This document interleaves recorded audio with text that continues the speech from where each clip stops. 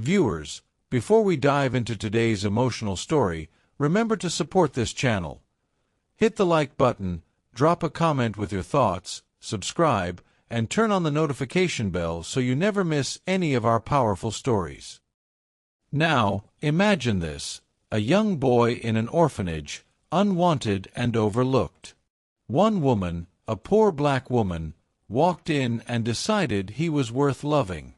She took him home, raised him as her own, gave him everything she had, and years later he became a billionaire. But when success came, he turned his back on her. This is the heartbreaking story of a billionaire who abandoned the black mother who once saved him from a lonely childhood in the orphanage. The story begins in a small-town orphanage, a place that smelled of old wood, disinfectant, and sadness. Children sat quietly on rusty metal beds, some staring out the window, others clutching ragged dolls or old books. Among them was a boy named Adrian, no more than 6 years old, with curious eyes that had already seen too much pain for his age. Adrian had been abandoned as a baby. He never knew who his real parents were. The orphanage staff told him little, only that someone left him at the gate on a rainy night. He grew up believing he was unworthy of love, that no one wanted him. But one day, a woman walked in, Clara, a black woman with calloused hands and a heart full of compassion. Clara worked as a cleaner, barely earning enough to eat. Yet she carried herself with quiet dignity. While other visitors passed by Adrian without a glance, Clara stopped. She knelt before the boy, wiped his tears, and whispered, "You don't have to be alone anymore. I choose you." Against all odds, Clara signed the adoption papers. From that moment on, Adrian had a mother. She took him home to her one-room apartment, where she stretched every penny to feed him, clothe him, and keep him in school. Though their home was poor, Adrian felt love for the first time.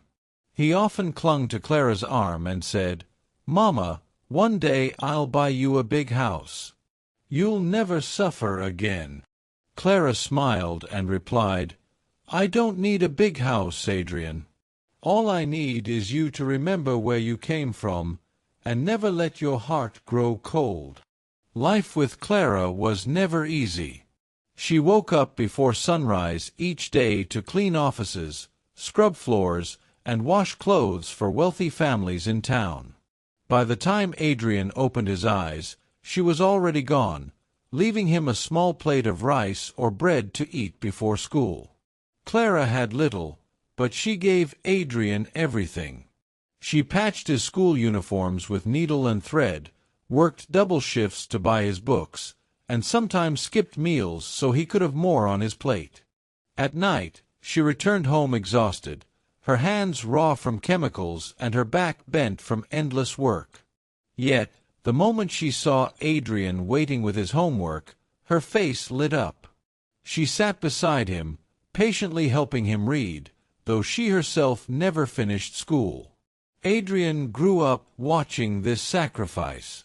He loved his mother dearly, but deep inside, he also burned with ambition. He hated the way other children laughed at his old shoes. He hated being called the orphan boy. Each insult was like fire in his chest, and he swore that one day he would rise above poverty, no matter the cost. One evening, when Clara returned from work, Adrian blurted out, "Mama, when I grow up, I'll be rich. Richer than all those people who look down on us. I'll make sure you never work another day." Clara smiled gently, brushing his cheek. "My son, it's good to dream big. But promise me one thing: when success comes, don't forget who helped you stand. Don't forget love." Adrian nodded quickly, but even at that young age, his mind was already filled with visions of wealth, power, and respect. As Adrian grew older, his hunger for success burned stronger. He excelled in school, not because he had the best teachers or resources, but because he refused to stay at the bottom. He studied late into the night under the dim glow of a kerosene lamp while Clara slept. By the time he reached college, Adrian's brilliance was undeniable. He studied business and finance, spending hours reading books on wealthy entrepreneurs, dreaming of the day he'd join their ranks.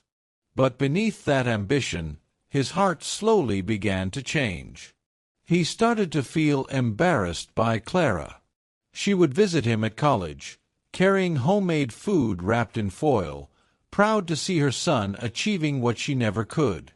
But Adrian noticed how his rich classmates smirked at her worn clothes and tired face. One afternoon, a classmate whispered to him, "Is that your mother? She looks like a maid." Adrian forced a laugh, though inside, shame battled with guilt. He loved Clara, but in front of the world he wanted to hide her. Through scholarships and endless determination, Adrian graduated with honors.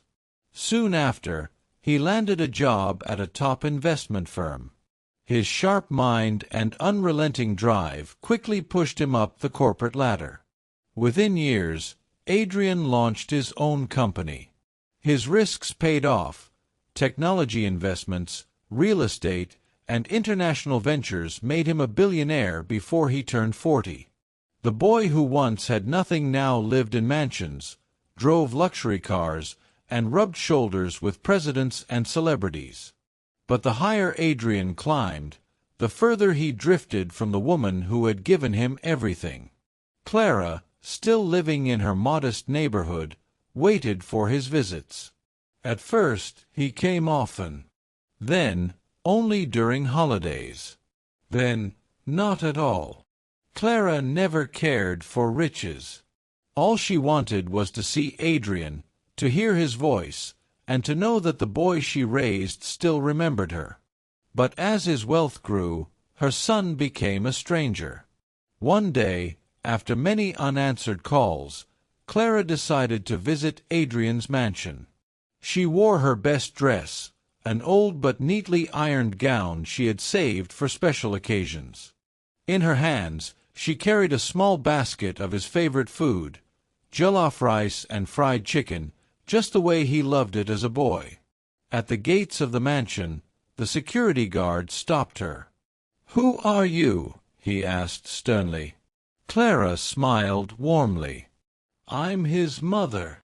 The guard hesitated, then made a call. Moments later, Adrian himself appeared at the doorway, dressed in a crisp designer suit.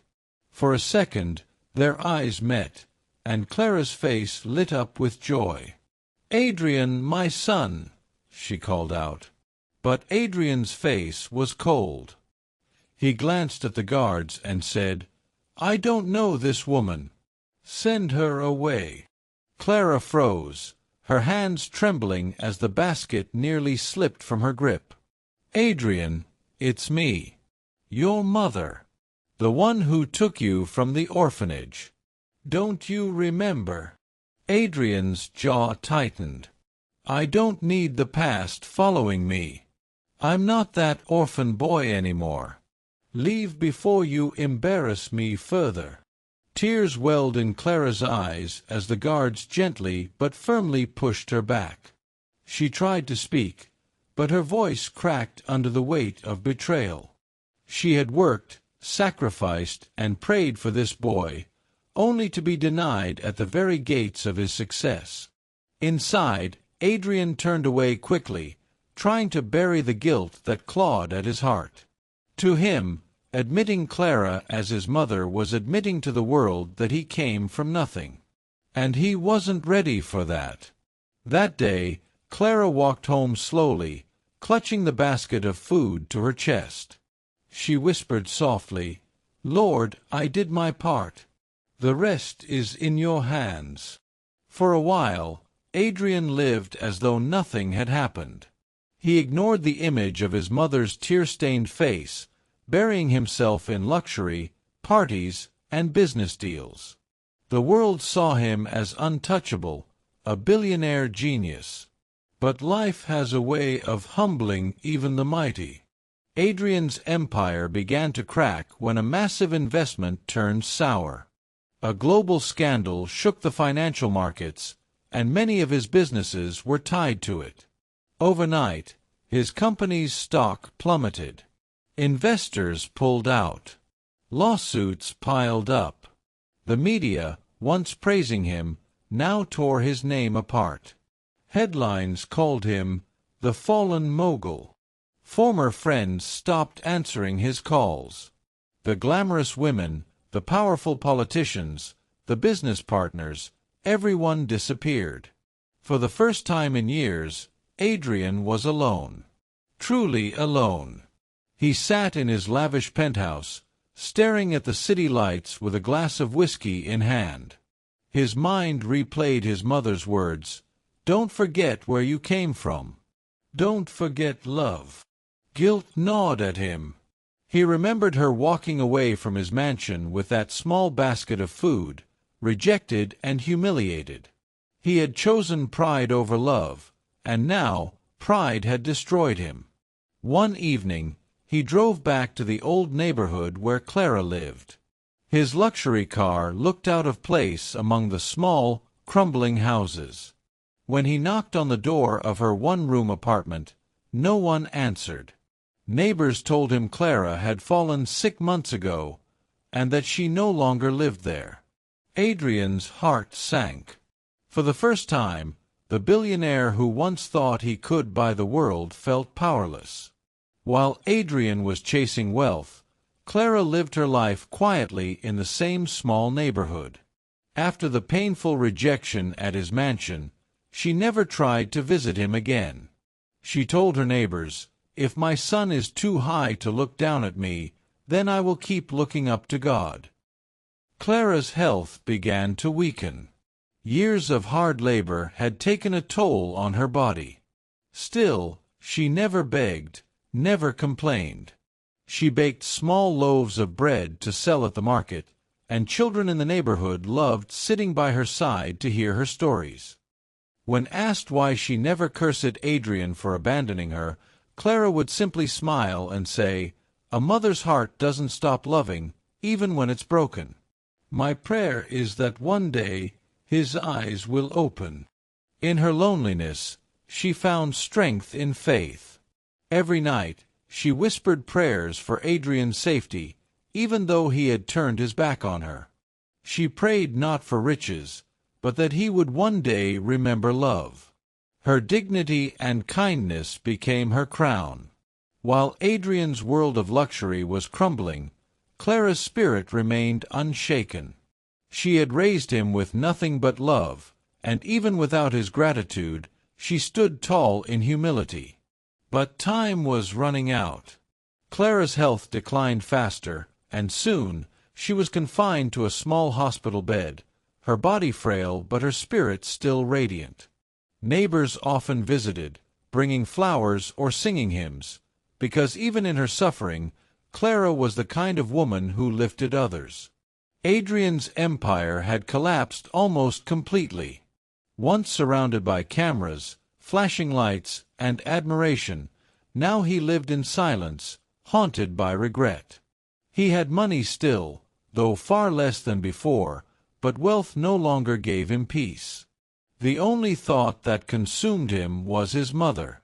After searching endlessly, he finally tracked her down, to a small public hospital on the edge of town.